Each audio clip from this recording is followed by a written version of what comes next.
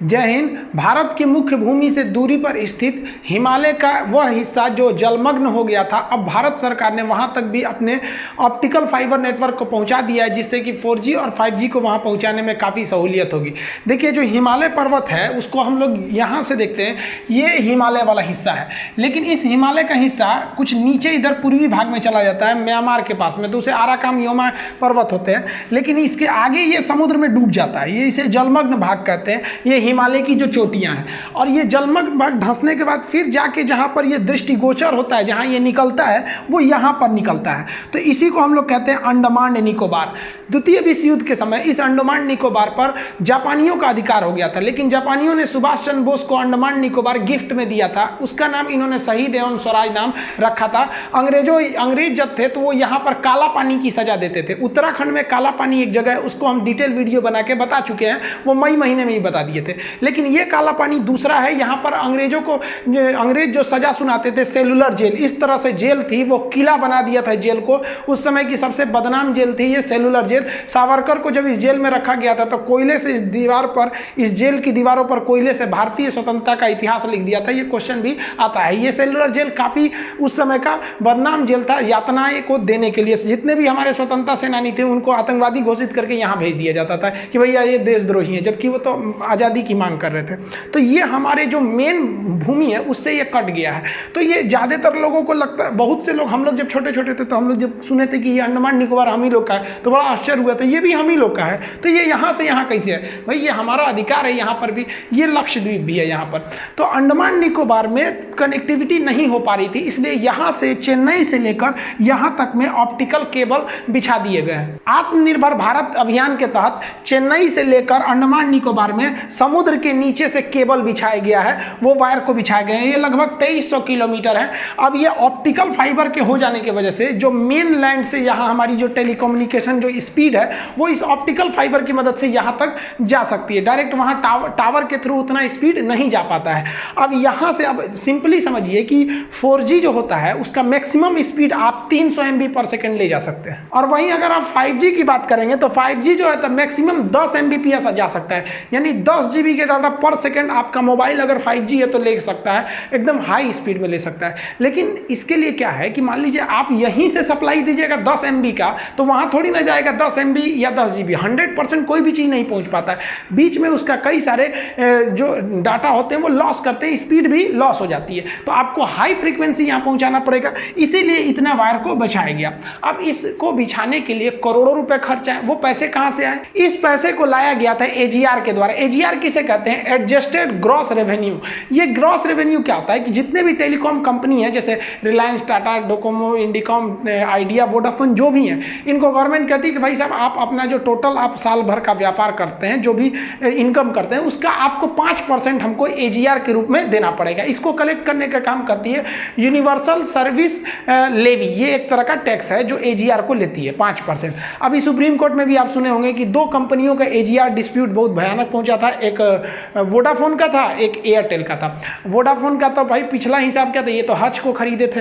Airtel ने तो ये तक कह दिया था कि अगर AGR जो है हमारा जो बाकी हुआ डिस्प्यूट है, अगर ये नहीं हुआ तो हमें टेलीकॉम कंपनी को बंद करना पड़ेगा, क्योंकि इन लोग का तो कमर तोड़ दिया जियो आके। लास्ट आया लेकिन इतना फास्ट आया कि सबको सुला दिया। तो खैर ये एक अलग मैटर है AGR। लेकिन इन्हीं लोग के AGR जो था, इतनी कंपनियां थी, आप सोचिए ना, रिलायंस जियो के करोड़ों कस्टमर है, उनसे 5% भी लीजिएगा AGR के रूप में, बहुत बड़ा अमाउंट बन जाएगा। ये अमाउंट को BSNL को दिया गया और BSNL इस केबल को बिछाई है। तो आत्मनिर्भर भारत इसीलिए कहा जा रहा है कि BSNL ने इतना बड़ा काम कर दिया, जबकि ग्लोबल 10 कंपनियां, चाइना, अमेरिका की जो कंपनी है, वर्ल्ड लेवल की MNC कंपनियां हैं, वो इसके दौड़ में आगे थी। BSNL ने खुद इसको बिछा दिया। देखिए ऑप्टिकल फाइबर होता क्या, जिसे हम प्रकाशिक तंतु कहते हैं, और इसको बिछाने की क्या क्या चुनौतियां होती हैं। आप बचपन में इस तरह का मेला में, दशहरा में इस तरह का एक इंस्ट्रूमेंट बड़ा मिलता रहता था, नीचे से लाइट जला दी, ऊपर चमकेगा।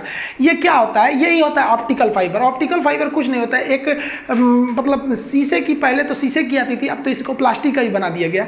तो उसमें क्या है, खाली खोखला जगह होता है, इस तरह का देखिए एक खाली पाइप होता है, इसी को कहते हैं प्रकाशिक तंतु ऑप्टिकल फाइबर। इसमें क्या होता है, अगर आप लाइट को दीजिएगा तो उस साइड चला जाएगा। जैसे हम यहाँ से टॉर्च जलाएंगे तो टॉर्च की लाइट जाती है तो बिखर के कुछ दूर बाद खत्म हो जाती है। लेकिन अगर हम उसको एक पाइप के द्वारा भेजेंगे टॉर्च की लाइट को, तो उस पाइप के रास्ते से वो एनर्जी का लॉस नहीं करेगी और टकरा के आगे पहुंच जाएगी। इस आप रेड वाले हिस्सा में में देखिएगा, ये जो रेड लाइट निकल रही है ये यहाँ पे आ रही है, इसके बाद टकरा के यहाँ चली जा रही है। यहाँ पे बस इतना ध्यान रखना चाहिए कि यहाँ क्रिटिकल एंगल जो होना चाहिए इसका ना, क्रिटिकल एंगल से इसके वैल्यू को थोड़ा सा ज़्यादा रखना पड़ता है। अब ये क्रिटिकल एंगल क्या चीज़ होते हैं, ये फिजिक्स का टॉपिक होता है। और एक चीज़ और चीज़ होना चाहिए कि यहाँ से ये एनर्जी सोर्स बाहर ना निकले, वरना यहीं पर खत्म हो जाएगा। अगर आप इसको बाहर निकलने से रोक देते हैं तो ये यहाँ से जाएगा, यहाँ टकरा के यहाँ टकराएगा, यहाँ ऐसे ऐसे घूमते रह जाएगा। अब आपको डिपेंड करता है कि इसको कितना लंबा इस पाइप को आप रखते हैं, इस शीशे के पाइप को। लेकिन शीशे के पाइप को काफ़ी लंबा रखना काफ़ी मुश्किल था, तो इसका काम किया नरेंद्र सिंह कपानी, भारतीय मूल के वैज्ञानिक। इन्होंने एक ऐसा ऑप्टिकल फाइबर बनाया जो फ्लेक्सिबल था, उसको कहीं भी मोड़ सकते थे, और उसमें लाइट जलाइएगा ना तो लाइट उस पर निकल जाती थी।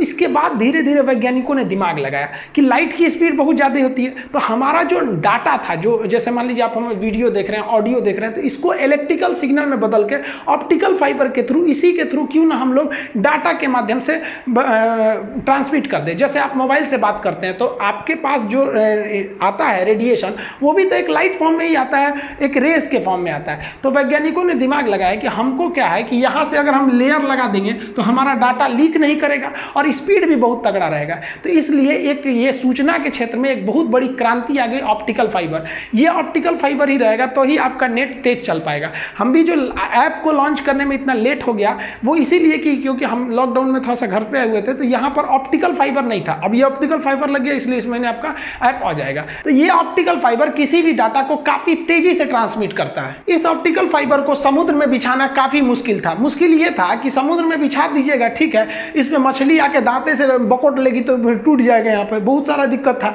इसलिए और एक और चीज़ था कि आप इसको ज़मीन के रास्ते भी ले जा सकते हैं। आपके शहरों में देखे होंगे ऐसे पाइपलाइन बिछाया जाता होगा ऑप्टिकल फाइबर का। अब मान लीजिए इसमें मिट्टी डालें, दाबे, बारिश से सड़ गया, भीग गया तो टूट जाएगा, सारा डाटा आगे जा ही नहीं पाएगी, सप्लाई रुक जाएगी। तो इसके लिए इसको हम लोग 8 लेयर की सिक्योरिटी देते हैं। टोटली ऑप्टिकल लेयर पे फाइबर पर 8 लेयर की सिक्योरिटी दी जाती है। कैसे? सबसे बाहर जो होता है वो पॉलीमर की सिक्योरिटी दे दी जाती है, वाटरप्रूफ लेयर लगा देते हैं। उसके अंदर एक स्टील लगाते हैं, फिर एक वाटरप्रूफ लेयर लगाते हैं, फिर स्टील के ये रॉड लगा दिए जाते हैं। उसके बाद से यहाँ पर हम लोग वाटरप्रूफ लेयर लगाते हैं, केमिकल लेयर, कई तो टोटल 8 लेयर लगाते हैं। देखिए यहाँ पे लेयर लगाते हुए एक ये लेयर अलग है, ये लेयर अलग है, यहाँ से अलग, फिर ये, फिर ये, फिर ये, इस तरह से 8 लेयर। अब मेन यहीं पर है आपका ऑप्टिकल फाइबर। इसको सेफ्टी देने के लिए इतना मोटा लेयर लगा दिया गया। अब आप बताइए इसको कौन काटेगा? ये स्टील को तो कोई काट नहीं पाए। मान लीजिए कि ये ऊपर वाला लेयर घिस गया घिसावट से, तो अब स्टील नहीं ना घिसेगा। उसके अंदर फिर एक ठो लेयर लगाया, फिर स्टील है, फिर ये केमिकल का लेयर, पेट्रोलियम का लेयर, इस तरह से करके बहुत ज़्यादा लेयर है। और अंदर से हम इस मामूली ऑप्टिकल फाइबर को लाते हैं। इस ऑप्टिकल फाइबर्स को लाने से यही फायदा होता है कि आपने जो भी वीडियो को रिकॉर्ड किया, नेट के माध्यम से जैसे अपलोड करेंगे वो आपका नेट क्या करता है, इसी ऑप्टिकल फाइबर, हम जो भी वीडियो बनाते हैं इसको तो पूरी दुनिया में कैसे फैला दिया जाता है कोई भी चीज़ को, इसी ऑप्टिकल फाइबर की वजह से, क्योंकि पूरी दुनिया में इसको बिछाया जा चुका है। समुद्र में इन ऑप्टिकल फाइबर को बिछाने के लिए एक बहुत बड़े शिप आते हैं। इन शिप में नीचे में ये ऑप्टिकल फाइबर इस तरह राउंड करके लपेटे गए रहते हैं, यहाँ पर बहुत ज़्यादा मात्रा में ये रहते हैं। और इनको ना यहाँ से इंस्ट्रूमेंट के माध्यम से नीचे ले जाया जाता है। अब इनको नीचे कैसे ले जाया जाता है? तो शिप से देखिए यहाँ पर ऐसे गिरा दिया जाता है। इसमें ये जो गोल गोल देख रहे हैं, ये इसमें इसलिए मार्किंग किया गया है कि ये डूबेगा नहीं, तो पता चलेगा कि किस एरिया के ऊपर ये बिछाया जा रहा है। अब यहाँ से नीचे गिरा दीजिएगा, और एक मशीन होती है जो यहाँ से ड्रॉप कर दी जाती है। येलो कलर की मशीन देख रहे हैं, ये मशीन क्या करती है, मिट्टी को ऐसे बकोट लेती है। तो आगे से इसे मिट्टी को बकोट लेगी, अब पीछे से वायर को बिछाते हुए आ जाएगी और लेवलिंग करके बराबर कर देगा। तो समुद्र के नीचे गया और बिछा दिया गया, और ऊपर से लहरें चलेंगी तो वो भी एक तरह से बराबर कर देगी। लेकिन ऐसा नहीं है कि टूट फूट नहीं होता है। कभी कभी बड़ी बड़ी मछलियाँ आती हैं, घुसियाती हैं तो तरवे काट देती है सर, या फिर कुछ और भी दिक्कत हो सकता है। समुद्र के नीचे भूकंप, ज्वालामुखी, बहुत सी चीज़ें आती रहती हैं, सुनामी वगैरह। तो खैर सुनामी तो ऊपर में झटका रहता है, नीचे नहीं। तो उसको लिए भी रिपेयर करने का काम आता है। रिपेयरिंग करने के लिए भी सेम प्रोसेस होता है।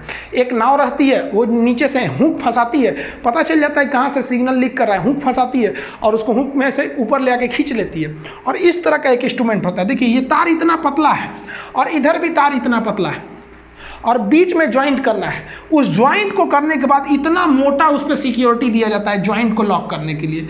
ये जो ऑप्टिकल फाइबर की जो ज्वाइंट होती है, इस ज्वाइंट को जोड़ने के लिए एक ऐसा नहीं है कि बिजली का तार की तरह जोड़ दीजिए, बस ऐंठ दीजिएगा, इसे तो जाएगा ही नहीं। तो इसको एक अलग विधि द्वारा जोड़ा जाता है। लेकिन हाँ, समुद्र में भी इसकी रिपेयरिंग की जाती है। कहीं भी पूरे वर्ल्ड में ये समुद्र के माध्यम से ही ये डाटा को ट्रांसमिट किया जा रहा है। बढ़िया बात यह है कि अभी तक भारत इसमें भाग नहीं लिया था। विदेशी कंपनियों को बुलाता था कि आप हमारे यहाँ केबल केबल बिछा दीजिए। इस बार BSNL ने ही इसको बिछा के एक काफ़ी अच्छा आत्मनिर्भर की ओर हम आगे बढ़ रहे हैं। अंडमान निकोबार तक हम ये ऑप्टिकल फाइबर पहुंचा देने से वहाँ 4G और 5G को काफ़ी अच्छे से इंप्लीमेंट कर पाएंगे।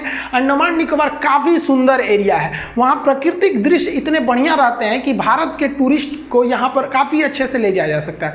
लेकिन भारत के ही टूरिस्ट लोग स्विट्जरलैंड चल जाते हैं घूमने, सिंगापुर घूमने चल जाते हैं, उनको यहाँ आने की फैसिलिटीज़ नहीं है। और दूसरी क्या है कि यहाँ पर अगर आ भी जाते हैं, कभी मान लीजिए उन्हें वीडियो कॉल करना हो गया, वीडियो बनाना हुआ, या कोई मान लीजिए हम ही चले गए अंडमान निकोबार घूमने, हम सोचते हैं कि मान लीजिए वहाँ एक हफ्ता रहेंगे तो वहाँ पे 1-2 वीडियो बना दे, तो नेटवर्क ही नहीं अच्छा था। अब इतना बढ़िया नेटवर्क हो गया वहाँ पर भी, अब वहाँ से भी कोई भी चीज़ नहीं रुक सकता है, टेलीकम्युनिकेशन हो सकता है, टेलीमेडिसिन हो सकता है। और हमारी जो वहाँ पर तीनों सेना रहती है, आपको पता है थल सेना, नौसेना, वायुसेना, तीनों सेना, तो उन्हें भी डाटा पहुँचाना है। तो जो अनसिक्योर डाटा है वो तो यहाँ से आराम से हम लोग पहुँचा सकते हैं, या उसमें एक सिक्योर लाइन भी भेज सकते हैं। इससे काफ़ी मदद मिलेगा खास करके अंडमान निकोबार के लोगों को, कि जो भारत से एकदम कनेक्ट, एक तरह से बिछड़ चुके थे, एक तरह से उनकी कनेक्टिविटी टूट गई थी। गवर्नमेंट जो है ना 5G को लाने का एकदम बढ़िया से प्लान बना लिया है, और बहुत ही सोच समझ के गवर्नमेंट आगे बढ़ रही है। धीरे धीरे एक बार में न करके जो 5G के लिए जो इंस्ट्रूमेंट लगने हैं, 5G तो केवल स्पीड दे देगा। अब मान लीजिए हम तगड़ा इंजन ले आ दिए कि बुलेट ट्रेन का स्पीड लेके चला है जापान से बुलेट ट्रेन,